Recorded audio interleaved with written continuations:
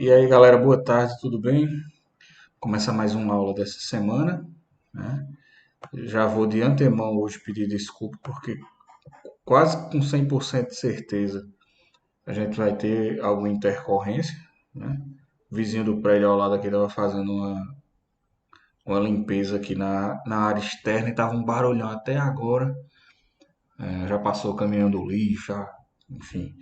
Benjamin está aqui comigo hoje também, de vez em quando ele aparece para dar um oi, então vocês já vão me desculpando aí de antemão caso a gente tenha alguma intercorrência e eu precise pausar a gravação e depois voltar, tá certo? Mas eu vou fazer o possível para que não, ou pelo menos para minimizar os efeitos disso. Como é de praxe, eu vou voltar ao exercício da aula anterior para a gente fazer um comentário rápido e depois retomar o conteúdo da nossa aula de hoje, tá beleza? Deixa eu achar aqui.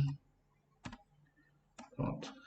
Então, na nossa aula passada, a gente estudou átomo de Dalton, né, símbolos, modelo atômico proposto por Dalton, símbolos químicos, fórmulas químicas e fez alguns comentários sobre as leis ponderais da química, que são as leis de Lavoisier e Prost. E esse exercício é referente a esse conteúdo. Na primeira questão, eu te perguntava, em resumo, quais eram as principais afirmações da teoria atômica de Dalton. Dalton, ele considerava que os átomos eles eram esferas maciças e indivisíveis, tá? Não possuíam carga, cada átomo possuía suas propriedades de massa e propriedades diferenciadas, e átomos não podiam ser criados e nem destruídos, tá certo? Então, a ideia que Dalton tinha acerca do átomo era essa ideia de que eram esferas indestrutíveis e indivisíveis, maciças. Ele não considerava carga nem nada disso, né?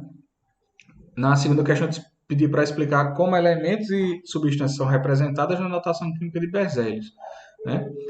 Esses elementos eles eram representados por letras, tá? Podia ser uma letra única ou um par de letras do nome latinizado do elemento. Tá? É por isso que alguns elementos, apesar de em português ou em inglês serem chamados por seus respectivos nomes, mas na tabela periódica eles apresentam iniciais diferentes.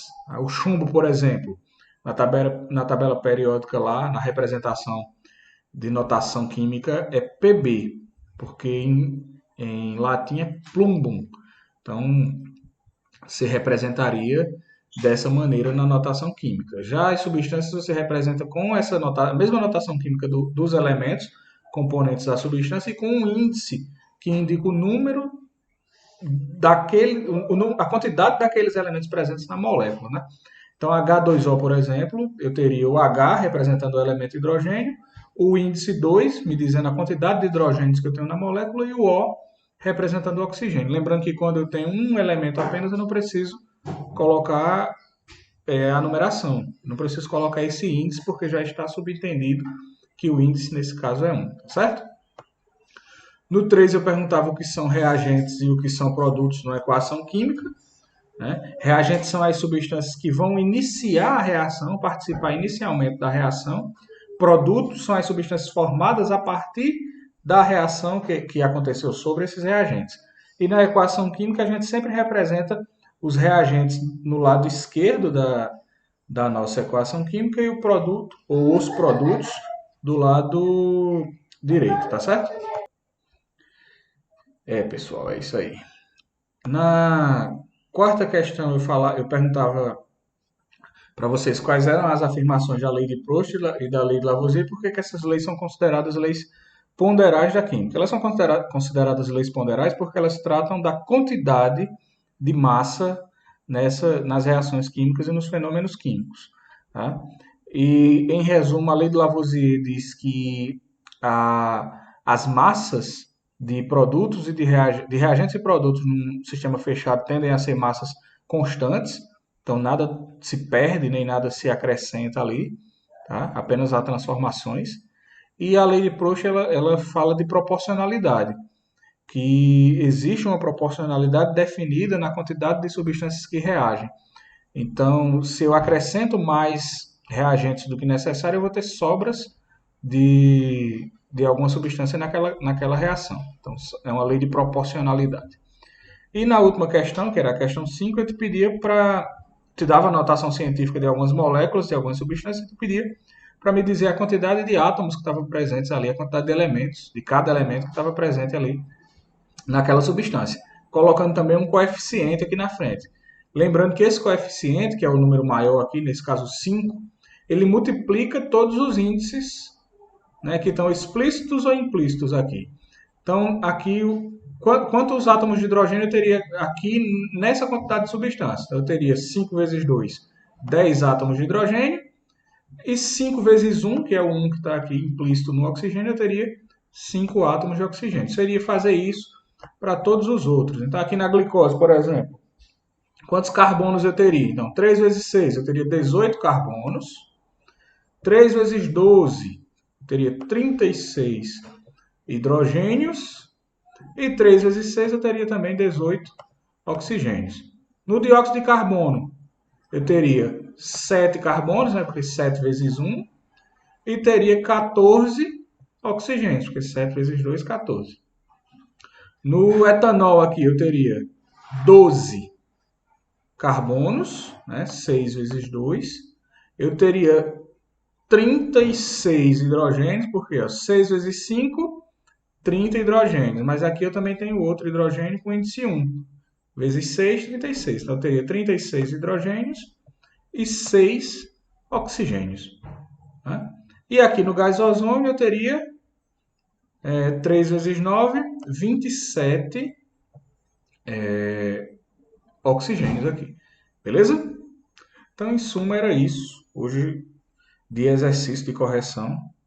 Não chegou muita dúvida para mim. Eu acho que vocês compreenderam bem os que fizeram, né? Vamos para a nossa aula de hoje, então. A gente falou um pouquinho na aula passada sobre o átomo de Dalton e o que é que esse átomo possibilitou. E hoje a gente vai falar um pouquinho sobre o átomo de Rutherford e quais as descobertas e quais os avanços que a gente teve a partir disso. Mas antes da gente falar aqui do átomo de Rutherford, eu preciso que vocês entendam um pouquinho de coisas que aconteceram antes, tá? Antes de Rutherford. Um cientista, que era Joseph Thomson, se aproveitando das ideias lá dando continuidade, na verdade, às ideias de Dalton, ele também quis contribuir, de certa forma, na questão de como seria a estrutura do átomo, como seria o modelo atômico ideal. E ele deu continuidade lá à ideia de Dalton. Dalton pensava que o átomo era uma esfera maciça e indivisível, né? Só que ele não falou de carga. Em momento nenhum nos estudos lá de Dalton, ele citou a carga, a presença de cargas. Thomson ele percebeu isso, ele percebeu que os elementos, a matéria se comportava como se fosse, às vezes, carregada, eletricamente carregada. Então ele começou a sugerir que, apesar de ser uma esfera maciça, assim como Dalton propôs, apesar do átomo ele ser uma esfera maciça, mas ele não era uma esfera maciça neutra, e sim uma esfera maciça dotada de cargas.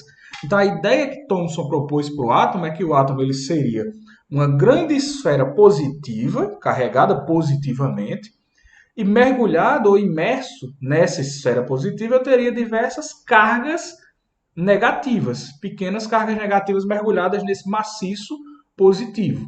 Tanto que essa ideia ficou conhecida como o modelo pudim de passas, né? Por conta disso aqui, você teria uma esfera positiva e mergulhada nessa esfera positiva você teria cargas ou partículas negativas.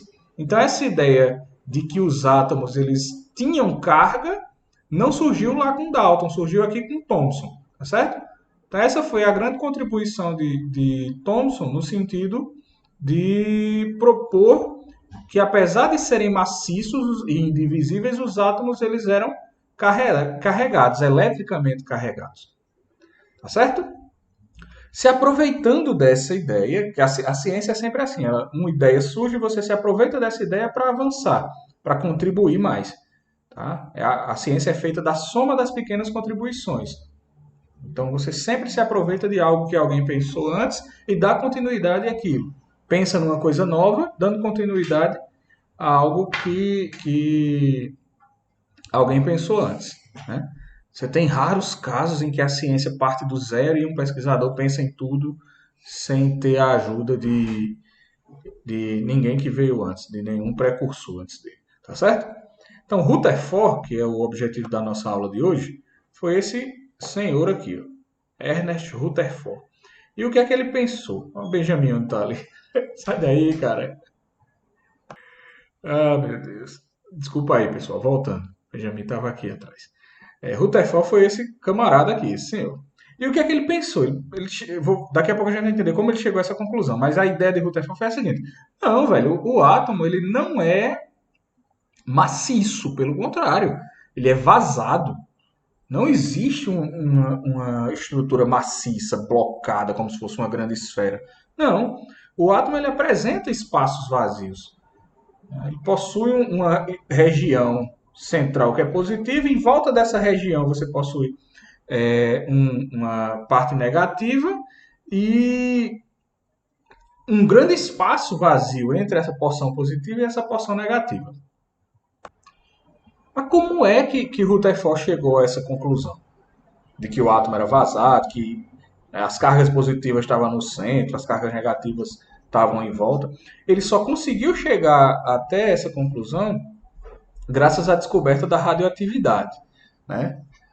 Graças à descoberta de alguns elementos que eram capazes de emitir radiação, radiação alfa, radiação gama. Né? Depois que se inventou, depois inventou não, sempre existiu, mas depois que se descobriu o raio-x e as implicações do raio-x, é que Rutherford e da radiação, da radioatividade, é que Rutherford ele foi capaz de testar essas suas ideias. Né? Isso foi um salto gigantesco. Né? A partir da descoberta de que alguns elementos eram capazes de emitir radioatividade, que essa radioatividade era capaz de atravessar certos compostos, mas não atravessar outros, é que ele começou a bolar um experimento, né, capaz de provar essa sua hipótese de que, na verdade, os átomos eles não eram maciços e eles eram vazados. Então, o que é que Rutherford fez? Vamos entender mais ou menos como foi o processo de experimentação de Rutherford, para que você entenda como ele chegou nessa conclusão aí de que os átomos, na verdade, não eram maciços e sim vazados. Tá? Sim, detalhe, deixa eu voltar aqui. O modelo de Rutherford atualmente é conhecido como modelo planetário, né? O modelo do sistema solar, porque é como se fosse aqui, ó, o Sol no centro e em volta do Sol orbitando teria os planetas. Então o modelo de Rutherford é chamado de modelo planetário. Resenha. Todo modelo tem um nomezinho, né? O modelo de Dalton era bola de bilhar, bola de sinuca. Aí o modelo de Thomson é pudim de passas e o modelo de Rutherford é um modelo de sistema solar, um modelo planetário, tá? Teve um cara que veio depois dele chamado Niels Bohr, que completou, na verdade, os estudos deles, né? Um era professor do outro. Bohr era aluno de Rutherford e deu continuidade aqui aos estudos dele. Tem um modelo, tanto que o modelo final, não é esse, é um próximo que vocês vão ver em outro momento, é chamado modelo Rutherford-Bohr. Mas depois a gente vê isso. Tá certo? Vamos entender como foi o experimento e como é que esse camarada chegou a essa conclusão aí, de que o átomo na verdade era vazado. O que é que ele fez? Ele pegou um elemento químico capaz de emitir radiação, isolou esse elemento químico aqui, ó, numa plaquinha de chumbo, deixando apenas uma abertura por onde essa radiação ela fluiria, por onde essa radiação ela sairia, seria emitida. Aí ele pegou e começou a emitir, montou, na verdade, antes da emissão dessa radiação, montou um equipamento onde ele colocava uma película muito fininha de ouro aqui. Ó. Por que ele colocou uma película fina de ouro? Porque o ouro é inerte, ele não iria reagir aqui. Ó. Aí ele colocou uma película bem fininha de ouro. Por trás dessa película bem fininha de ouro, ele colocou isso era é fechadinho, tá? É porque aqui está aberto para que você veja por dentro como é. Então essa película, ele colocou uma película bem fininha de ouro. Por trás dessa película fininha de ouro aqui, ele colocou uma substância que funcionaria como um filme de revelação. Por quê? Porque a ideia dele era jogar a radiação aqui e ver se a radiação passava. Se a radiação passasse, ela teria que ser marcada em algum lugar por onde ela passasse. Então ele colocou em toda a volta desse compartimento aqui, ó, uma substância que funcionaria como filme de revelação, como filme fotográfico, digamos assim.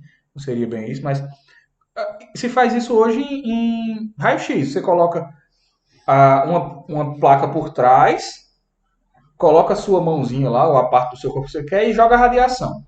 Se a radiação conseguir atravessar, aquela parte que atravessou vai ficar marcada na plaquinha de trás aqui.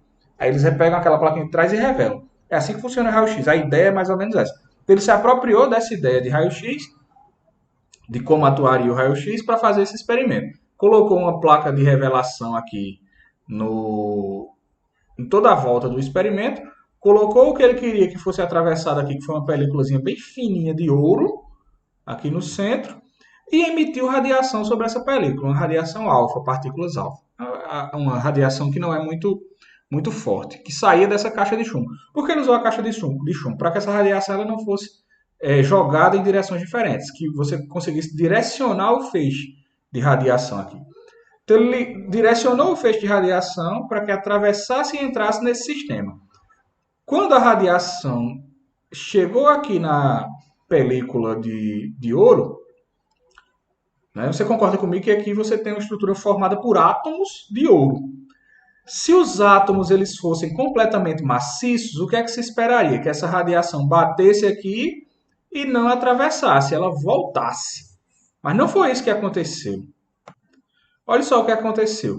A radiação, quando atingiu a película de ouro aqui, a maior parte dessa radiação atravessou e chegou aqui no fundo do experimento aqui, ó. Tanto que na hora da revelação, a maior parte do feixe de radiação ficou marcado aqui, ó, no fundo do feixe, no fundo do experimento.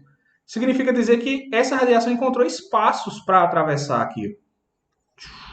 Só que que foi mais importante do que isso? Isso aqui ele já sabia porque ele já esperava que os átomos eles fossem vazados. Ele já esperava que a maior parte do feixe aqui conseguisse atravessar. Porque ele acreditava que o átomo era vazado, que o átomo ele não era maciço, ele tinha espaços. Então ele acreditava que haveria espaços aqui para a maior parte da radiação realmente passar. E foi o que aconteceu. Só que para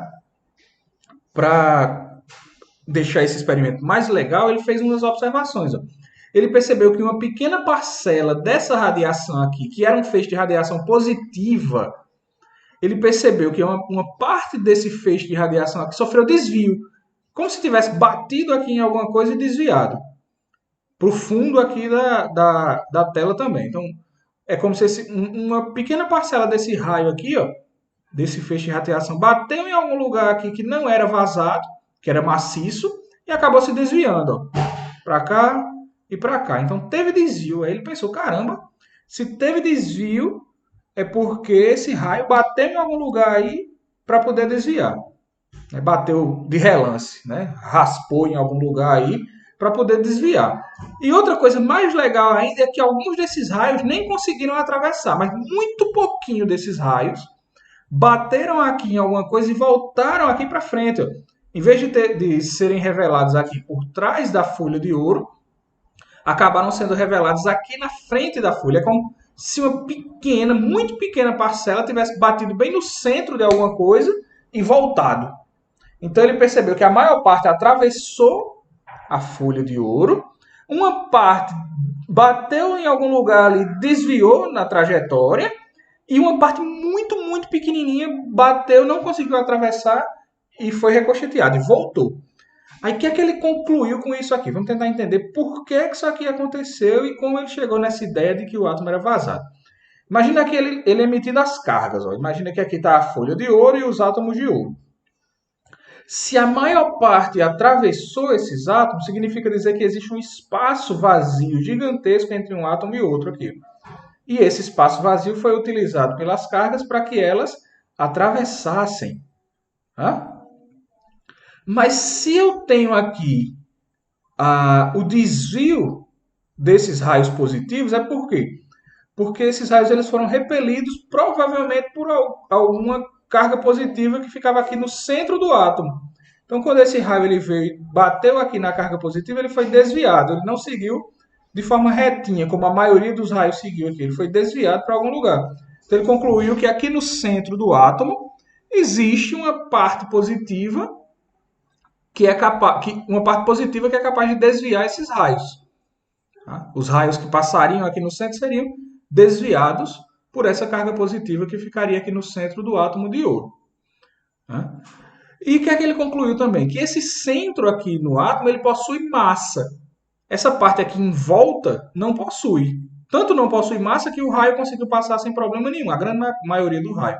Mas aquela parte dos raios de radiação que incidiram sobre esse centro aqui, só um minuto, meu amor, que incidiram sobre esse centro aqui, ó, bateram e voltaram. Então, se aquele raio ele atingiu diretamente o centro aqui do átomo, ele foi ricocheteado e voltou, é porque esse centro apresenta alguma massa de resistência. Tá? Então, pessoal, em resumo, o que é que a gente tem? Conclusões de Rutherford, segundo o experimento dele, que a maior parte do átomo é vazada, tá? Existe um espaço gigantesco vazio no átomo, tá? Mas existe uma região no centro, existe uma região central no átomo que apresenta carga positiva. Por quê? Porque foi capaz de desviar esses raios. E além de apresentar carga positiva, apresenta massa. Tá? A massa de um átomo, segundo Rutherford, está concentrada no centro dele. E essa massa de centro é positiva. Em volta do átomo, eu teria uma parte com massa desprezível e negativa. Por que é que ele postula que essa região de entorno aqui seria negativa? Porque se eu tenho um átomo em estado de neutralidade, se eu tenho um átomo no seu estado essencial, e se eu tenho aqui uma quantidade X de cargas positivas, para que esse átomo se mantenha estável eletricamente, eu preciso ter uma quantidade X também, igual, de cargas negativas em volta do átomo aqui. Como é que ele conclui que essas cargas negativas aqui em volta não têm massa? Porque não houve desvio. Né? Aqueles elementos, aquela parte do raio que passou aqui nessa região negativa, não sofreu desvio nenhum, que foi o que aconteceu com a maior parte. Né? Então, graças a isso, o Rutherford ele propõe que o seu modelo... Aí eu vou voltar o slide aqui para você entender que o seu modelo atômico ele seja mais ou menos assim. Ó. Eu teria aqui uma região de centro, que seria onde toda a massa do átomo estaria concentrada, e nessa região de centro aqui é que eu teria partículas positivas. E foi essa região de centro aqui a região capaz de desviar, digamos assim, ou de barrar a passagem dos raios, a passagem da radiação.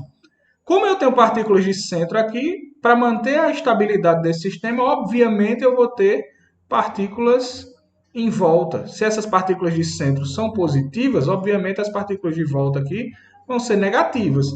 Mas a massa dessas partículas negativas aqui é desprezível. É muito pequena. Por que essa massa é muito pequena? É quase zero. Porque nenhuma dessas partículas negativas aqui foi capaz de barrar essa radiação que ele emitiu. Então, a partir desse experimento, ele teorizou, ele hipotetizou. Ninguém nunca viu um átomo, tá, gente? Mas ele hipotetizou que o átomo seria assim. Ele teria uma região com massa e carga positiva aqui no centro, e essas partículas positivas atualmente são chamadas de prótons, tá? E em volta desse centro você teria um espaço gigantesco vazio, tá? E girando, orbitando aqui esse centro, você teria partículas negativas que seriam os elétrons, tá? A grande sacada é que um átomo ele seria cerca de 10 mil vezes maior que a sua área de núcleo. Então você teria um átomo 10 mil vezes maior que o seu núcleo. O seu núcleo ele ia compor uma região lá do átomo. Mas eu teria uma área 10 mil vezes maior né, que ainda seria parte desse átomo, onde eu teria os elétrons girando, orbitando, a eletrosfera girando. É como se eu tivesse, se o núcleo, pensa, se o núcleo, eu estou aqui no, aqui é bancários, colibris. Aí eu tô vou dar um exemplo para ficar fácil. Se você tiver, se o átomo ele fosse do tamanho de uma bola de tênis, aquela bolinha de tênis, e você tivesse com aquele átomo lá na Praça da Paz, né, se o átomo ele fosse do tamanho de uma bola de tênis e você tivesse com esse núcleo, se o centro do átomo, na verdade, se o núcleo do átomo fosse do tamanho de uma bola de tênis e você tivesse com esse átomo ali, esse núcleo lá na Praça da Paz, a eletrosfera, os elétrons estariam girando lá em Campina Grande, passando por lá, tá? Olha, mas isso seria o mesmo átomo. Olha como um átomo é grande. A massa só seria aquela bolinha de tênis, mas olha o espaço ocupado por esse átomo. E a maior parte desse espaço, na verdade, seria um imenso vazio. Então, Rutherford propôs isso. Belezinha, gente? Então, a partir dessas considerações de Rutherford e desse experimento que ele fez, se chegou à ideia de átomo vazado. Tá? E foi possível avançar em alguns conceitos químicos interessantes, como o conceito de número de prótons e o conceito de uma partícula neutra. Por que o conceito de uma partícula neutra? Porque existe uma regrinha, provavelmente vocês já ouviram falar isso, que os opostos se atraem, né? Os opostos se atraem. Então, o positivo tende a atrair o negativo. Isso funciona muito com o ímã. Mas quando eu tenho partículas de mesma carga, essas partículas se repelem. Não sei se você já pegou um pedacinho, um ímã qualquer.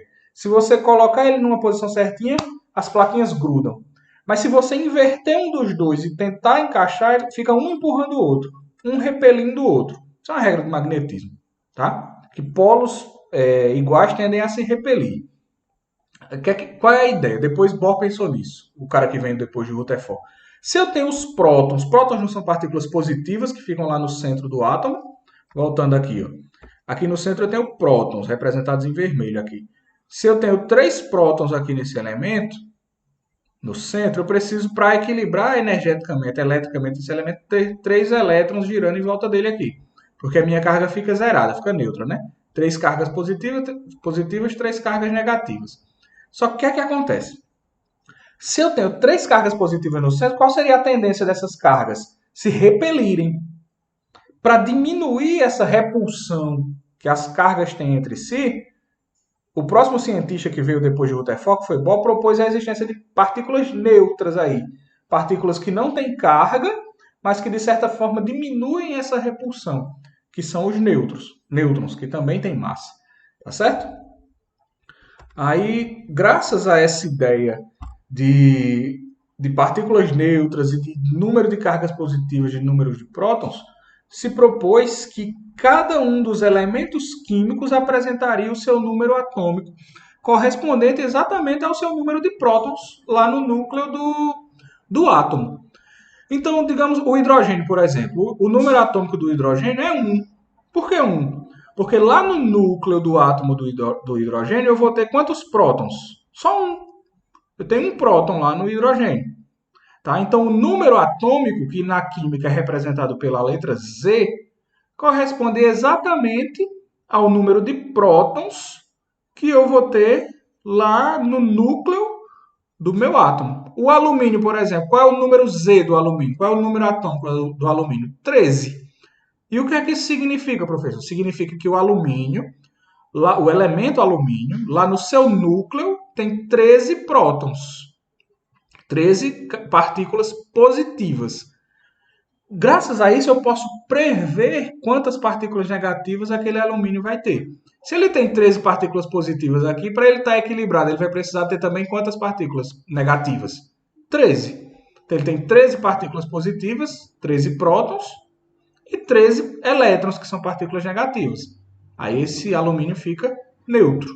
A mesma quantidade de cargas positivas ele vai ter de cargas negativas. Então, se eu conheço o número atômico de determinado elemento, eu conheço também quantos elétrons esse elemento tem. Isso vale para todos os elementos disso aqui que a gente chama de tabela periódica. É uma tabela que organizou os elementos quanto às suas propriedades químicas. Mas essa tabela só foi possível de começar a ser organizada graças a esse conceito interessante aqui de número atômico. Professor, e se o número atômico for diferente? Pode ser o mesmo elemento? Não. Números atômicos diferentes correspondem a elementos diferentes, que é o que você tem aqui, por exemplo, nessa tabela simplificada. Todos os elementos conhecidos, alguns elementos sintéticos, nem todos aqui, alguns elementos sintéticos, e aqui a gente tem a distribuição desses elementos de acordo com o seu número atômico, de acordo com o seu número de prótons. Então, qual é o elemento que tem 7 prótons no seu núcleo? É o nitrogênio. Por quê? Porque o número atômico do nitrogênio é 7.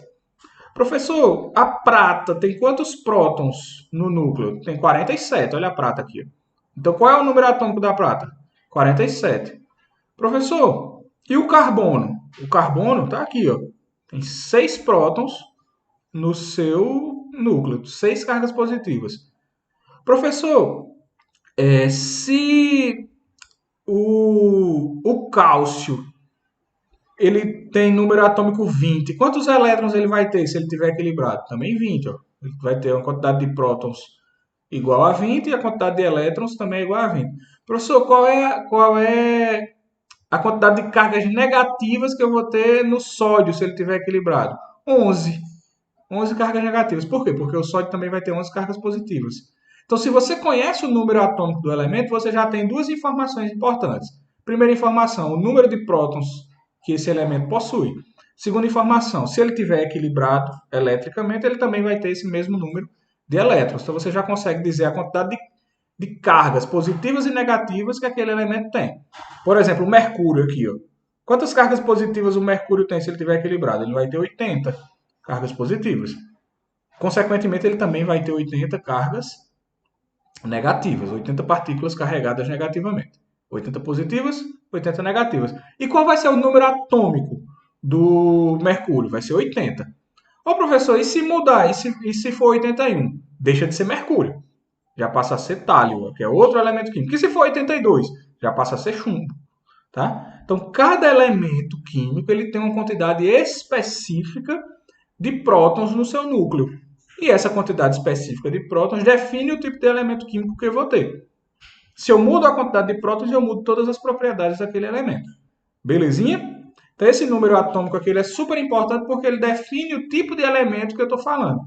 Nenhum elemento diferente pode ter o mesmo número atômico. Certo? Atentem para essa informação. Não existem, até agora, né, como na ciência, as coisas elas não são, digamos assim, imutáveis, né? Mas até agora é assim. Vai que amanhã descobrem. Mas até agora não existem elementos químicos diferentes que tenham o mesmo número atômico. Certo? Tranquilo isso? Mudou o número atômico, muda o tipo de elemento que eu estou falando. Show de bola, né? E a partir desse conceito de número atômico foi possível também se discutir o conceito de número de massa. Por quê? Porque num átomo, lá no núcleo, eu não vou ter só os prótons. Bem, eu não vou ter só prótons. Eu vou ter também algumas outras partículas aumentando a massa desse átomo, que são partículas neutras, né? Os elétrons eles estão girando lá bem distantes do centro, bem distantes do núcleo, numa região que a gente chama de eletrosfera, mas lá no núcleo do átomo eu vou ter a massa do átomo concentrada. E essa massa é formada pelos prótons, que são positivos, e por outras partículas, que são partículas neutras, chamadas de nêutrons. Quando eu somo a quantidade de prótons e a quantidade de nêutrons que estão presentes ali no núcleo do meu átomo, eu chego até o número de massa. Então, o número de massa é, na verdade, a soma do número de prótons e do número de nêutrons presentes no átomo. Tá? Lembrando que prótons têm carga positiva e nêutrons, como o nome já diz, não têm carga nenhuma. Eles têm massa, mas não têm carga. Então, o número de massa é representado pela letra A. Pela letra A. Eu tenho aqui, ó, se eu for transformar, matematizar isso, né, transformar isso numa equação, eu tenho que o número de massa, ó, que é o A, é igual ao número de prótons, que é o Z, que a gente viu agora há pouco, número atômico, mais o número de nêutrons desse átomo. E eu posso representar isso, né? Eu posso escrever isso numa representação do elemento químico. Então eu coloco aqui no centro o símbolo do elemento químico e coloco sobrescrito aqui. Pode ser do mesmo lado também. Acima o número de massa, abaixo o número atômico. Essa minha equação aqui, eu posso derivar, fazer derivações dela. Eu posso dizer aqui, ó, que o número de massa é igual ao número de prótons mais o número de nêutrons. Se eu quiser descobrir o número de nêutrons, professor, como é que eu faço? Eu digo assim, que o número de nêutrons é igual a massa menos o número de prótons. É a mesma equação transformada, eu só mudei os membros aqui. Ó. Passei o Z que estava positivo desse lado, eu passei para o lado de lá negativo. E eu posso descobrir o Z também. Ó. Eu faço a mesma coisa, eu pego o N que está aqui e passo para o lado de lá negativo. Então, se eu quiser descobrir o número de prótons, eu tenho que o número de prótons, ou o número atômico, é igual a massa menos o número de nêutrons. Então, é uma mesma equação que eu posso descobrir coisas diferentes mudando os membros dessa equação. O que é importante que vocês saibam? Que o número atômico corresponde... aqui. O número atômico corresponde ao número de prótons daquele elemento. O ferro, por exemplo, tem 26 prótons. E o número de massa corresponde ao número de prótons daquele elemento, ou seja, seu número atômico, mais o número de nêutrons. Certo? Num resumão geral, a gente tem o seguinte. Ó, posso representar quimicamente aqui o meu elemento. Então, está aqui o elemento X. É um elemento hipotético, né? Aí eu posso escrever o número de massa aqui em sobrescrito. O número de massa ele pode vir tanto do lado direito quanto do lado esquerdo. Aqui. Do lado direito ou do lado esquerdo, tanto faz. Você vai encontrar o número de... Mas ele sempre vem superior. Viu? Então, número de massa. O que seria o número de massa? A soma de prótons e nêutrons. Vem escrito aqui em cima do símbolo do elemento químico. Aqui embaixo vem o quê? Vem escrito o número de prótons, o número atômico. Beleza? Em cima o número de massa. Em cima do símbolo. Né? Aqui eu coloco o símbolo do elemento. Aí em cima eu escrevo o número de massa. Embaixo eu escrevo o número de prótons.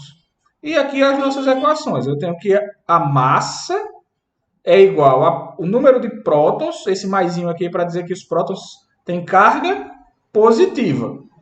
Massa é igual ao número de prótons, que são positivos, mais o número de nêutrons, que tem carga zero. Ou eu posso escrever que a massa é igual ao número atômico. O número atômico não é igual ao número de prótons? É a mesma coisa? Então eu posso escrever que a massa corresponde ao número atômico ou ao número de prótons, mais o número de nêutrons. Certo?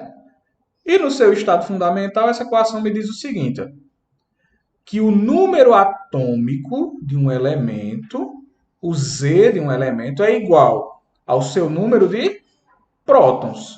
E o número de prótons desse elemento é igual ao seu número de elétrons. Por quê? Porque se eu tenho 10 prótons, para aquele átomo estar equilibrado, eu preciso ter 10 elétrons. Se eu tenho 15 prótons, eu preciso ter 15 elétrons. Se eu tenho abacaxi prótons, eu preciso ter abacaxi elétrons. Para que aquele elemento ele esteja equilibrado. Isso acontece sempre? Não, às vezes eu posso ganhar ou perder elétrons, mas isso é assunto de uma próxima aula, quando a gente estiver falando de íons, para você entender. Tá? Então, num resumo, seria isso. Vocês vão precisar muito dessas duas equações aqui para fazer alguns cálculos na atividade que vem hoje, tá? Eu vou parar por aqui porque a gente já está com quase 40 minutos e eu sei que vocês não gostam de aula muito comprida. Vocês vão receber a apostilinha com o material e os exercícios também para fazer. Só queria pedir que vocês me entregassem no prazo certo, gente, que é a sexta-feira, porque eu estou recebendo atividade na segunda-feira de manhã, segunda-feira à tarde. Aí um relatório que eu mandei no sábado, como é que eu vou mandar a atividade de vocês, se ela foi enviada na segunda, como é que eu vou mandar no relatório que eu já mandei no sábado? Só se eu inventar uma máquina do tempo, né? Para voltar lá para o sábado, eita, fulano esqueceu, ele mandou na segunda-feira, eu vou botar logo aqui no sábado. Não tem como. Então mandem, por favor, a atividade no prazo correto, tá bom? E é isso aí, valeu. Qualquer dúvida vocês podem perguntar, estou à disposição, espero que vocês tenham gostado e não acumulem, por favor, a atividade, gente. Vão fazendo assim, a gente está perto de semana de prova daqui a pouco, então Vai ficar complicado se você ficar acumulando atividades aí. Tá massa? Valeu, abração para vocês, tudo de bom, se cuidem, viu?